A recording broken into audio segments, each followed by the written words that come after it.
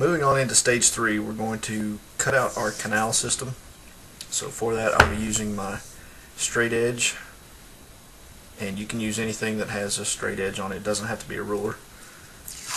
And I'll be using my blue tape to take the ruler down just to make sure that it doesn't move as I'm doing the cuts.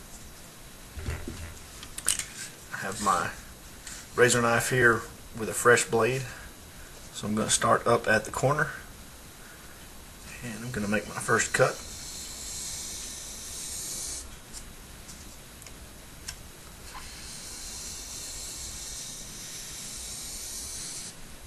Now it doesn't matter if you come in here to this area, make any cuts. All this will be trashed anyway. You just want to make sure not to go past this upper corner, and it's okay if you come past the lower corner again, because this interior area is going to be thrown away anyway. So we're going to make several passes here, going a little deeper with each pass. Trying to keep the knife as straight up as possible until we get all the way through to the board below.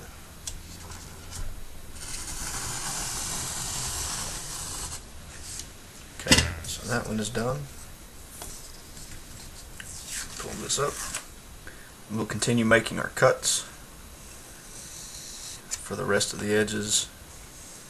We'll have to do this on all of the boards until we get all the way through.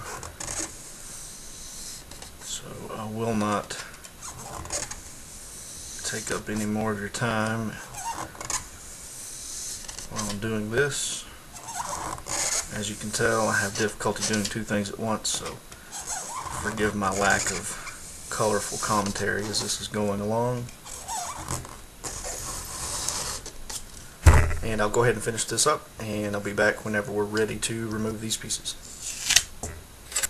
Now that all of the lines have been cut with the X-Acto knife, what we need to do is come in and start edging the foam away from where it was glued down to our baseboard. So just take the razor knife and stick it in a little ways, cut it apart, making sure to separate the bond from the liquid nails. Get in as far as possible. Let me hit the camera again real quick. And we should be able to, from that point, start popping the piece out.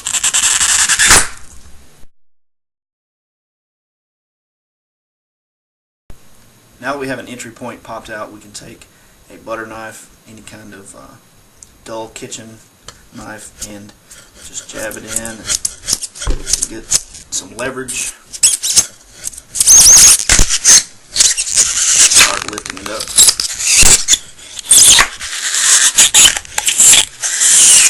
Sorry about that noise. It drives me crazy listening to it too.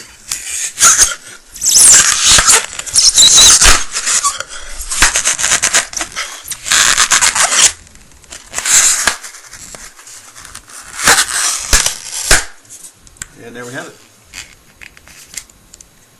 Doesn't matter what this interior looks like. Again, it's going to be covered with a water feature, so if it's not smooth on the bottom, then probably won't be smooth on the bottom because of the liquid nails that are sticking up, but that doesn't make a bit of difference to us because we'll be filling that in. So now I will go back and do this on the rest of the boards and come back when they're all done.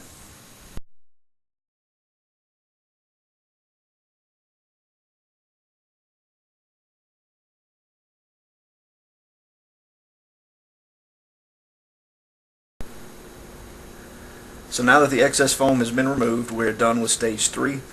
One thing I will touch on real quick, I could have gone ahead and pre-cut these large pieces and glued them down ahead of time.